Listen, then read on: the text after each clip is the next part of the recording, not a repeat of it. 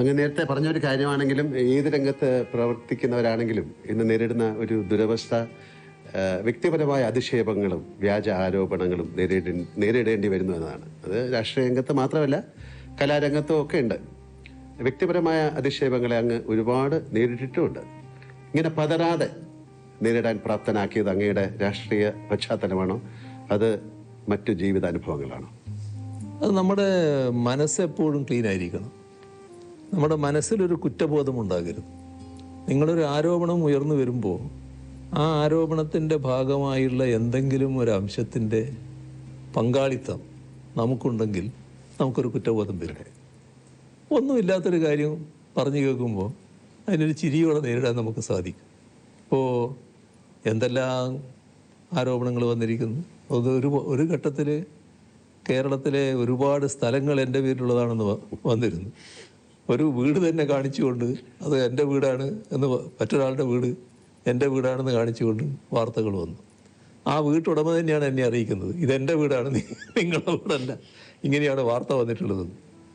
പിന്നെ Singapore Kamala international, അങ്ങനെ ഒരു കമ്പനിയുണ്ട്. ഇങ്ങനെയുള്ള ഒരുപാട് വാർത്തകൾ. അപ്പോൾ അതൊന്നും നമ്മളെ ബാധിക്കുന്നില്ല, ഒരു തരത്തിലും ബാധിക്കേണ്ട കാര്യമില്ല. അതിന് എന്നെ പ്രേരിപ്പിക്കുന്ന കാര്യം എന്താണെന്ന് പറഞ്ഞാൽ, അല്ലെങ്കിൽ എന്നെ അങ്ങനെ ഒരു രൂപത്തിലേക്ക് എത്തിക്കുന്നത്, തെറ്റുകൾ നമ്മൾ ചെയ്യരുത്.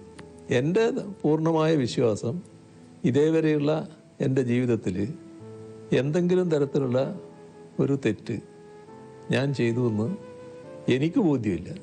അതുകൊണ്ട് തന്നെ എനിക്ക് നല്ല രീതിയിൽ മുന്നോട്ട് പോകാൻ പറ്റും. പക്ഷേ നമ്മുടെ സമൂഹത്തിൽ വലിയ തെറ്റായ ധാരണകൾ നിലനിൽക്കുന്നുണ്ട് നമ്മൾ കാണണം.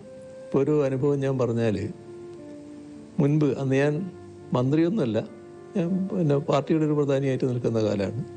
അങ്ങനെ ഒരാൾക്ക് ഒരു ട്രാൻസ്ഫർ വേണം. ഒരാളുടെ മകനാണ്, പാവപ്പെട്ടൊരു മനുഷ്യനാണ്. അയാൾ എൻ്റെ അടുത്ത് വന്നു. ഞാനത് ബന്ധപ്പെട്ട ആളെടുത്ത് പറഞ്ഞു, കൊടുക്കാമെന്ന് പറഞ്ഞു. അങ്ങനെ ഒരു ഇടയ്ക്ക് നാട്ടിൽ ചെല്ലുമ്പോഴാണ് ഇത് വരുന്നത്. ഇദ്ദേഹമാണെങ്കിൽ ഞാനുമായിട്ട് വളരെ അടുത്ത ബന്ധമുള്ള ആളാണ്. എനിക്ക് വീട്ടിലെത്താൻ വേണ്ടി ചിലപ്പോൾ പുഴ കടന്നു പോകണം. അപ്പോൾ രാത്രി ചിലപ്പോൾ 11 മണി വന്ന് അങ്ങനെയൊക്കെ ആയിട്ട് വരുമ്പോൾ ഇദ്ദേഹത്തെ പോയി വിളിച്ചിട്ട്, ഇദ്ദേഹമാണ് തോണി എന്നാണ് നമ്മൾ പറയുക, വഞ്ചിക്ക്, ആ തോണിയിൽ ഇങ്ങോട്ട് കടത്തുന്നത്. അങ്ങനെ ബന്ധമുള്ള ഒരാളാണ്. ചെറുപ്പം മുതലേ എന്നെ അറിയുന്ന ആളാണ്. പക്ഷേ ഒരു 2-3 തവണ ഇദ്ദേഹം വന്നതിന് ശേഷം ഒരു ദിവസം എന്നോട് പറയാണ്, അല്ല ഞാൻ എന്തെങ്കിലും വേറെ ചെയ്യേണ്ടതുണ്ടെങ്കിൽ ചെയ്യാ എന്ന് പറയും. അപ്പം എനിക്കത് പെട്ടെന്ന് എനിക്ക് മറ്റൊരു തോന്നലും ഉണ്ടാകുന്നില്ല. നിങ്ങളെന്ത് ചെയ്യാനാണ്, ഇതിൻ്റെ അകത്ത് ചെയ്യാൻ വേണ്ട കാര്യങ്ങൾ പറഞ്ഞിട്ടുണ്ടല്ലോ. അല്ല ഞാൻ മറ്റെന്തെങ്കിലും വീണ്ടും പറഞ്ഞപ്പോൾ എനിക്കൊരു സംശയമായി. എന്താ നിങ്ങൾ പൈസയായിട്ടാണോ ഉദ്ദേശിക്കുന്നത് ചോദിച്ചേ? അതെ. അപ്പോൾ ഇന്ന് ഞാൻ കുറേ കൂടി മാറ്റാം. അപ്പോൾ ഞാൻ പറഞ്ഞു, നമുക്കിവിടെ നിർത്താം, എഴുന്നേറ്റ് ഇറങ്ങിക്കോളൂ എന്ന് പറഞ്ഞു. അതത്രയും ഞാനിപ്പോൾ നിങ്ങളോട് പറയുന്നുള്ളൂ, മറ്റൊന്നും നിങ്ങളായതുകൊണ്ട് ഞാൻ പറയുന്നില്ല, നിങ്ങളിപ്പോൾ ഇറങ്ങിക്കോളൂ.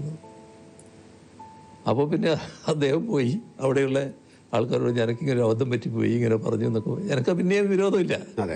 പിന്നെ ആ പാവത്തിൻ്റെ മകന് പിന്നെ ട്രാൻസ്ഫർ കിട്ടുകയും ചെയ്തു. ഒരു കോർപ്പറേഷൻ്റെ ഭാഗമായിട്ട് ചെയ്യേണ്ടതായിരുന്നു. അപ്പോൾ അതാണ് നമ്മുടെ നാട്ടിലൊരു ധാരണ. ഇത് ഇങ്ങനെ നമ്മളെ ചെറുപ്പത്തിലെ അറിയുന്ന ആൾക്ക് പോലും ഇങ്ങനെ തോന്നുകയാണ്, ഇങ്ങനെ ചെയ്യാൻ പറ്റൂലേ. അത് നാടിൻ്റെ ഒരു രീതിയായിട്ട് വന്നിട്ടുണ്ട്. പക്ഷെ അതിൽ നിന്ന് വ്യത്യസ്തമായിട്ട് തന്നെ നിൽക്കാൻ അന്നും കഴിഞ്ഞിട്ടുണ്ട്, ഇന്നും കഴിയുന്നുണ്ട്, നാളെയും അതിന് മാറ്റം വരില്ല എന്ന് തന്നെയാണ് എൻ്റെ ഒരു പൂർണ്ണ ബോധ്യം.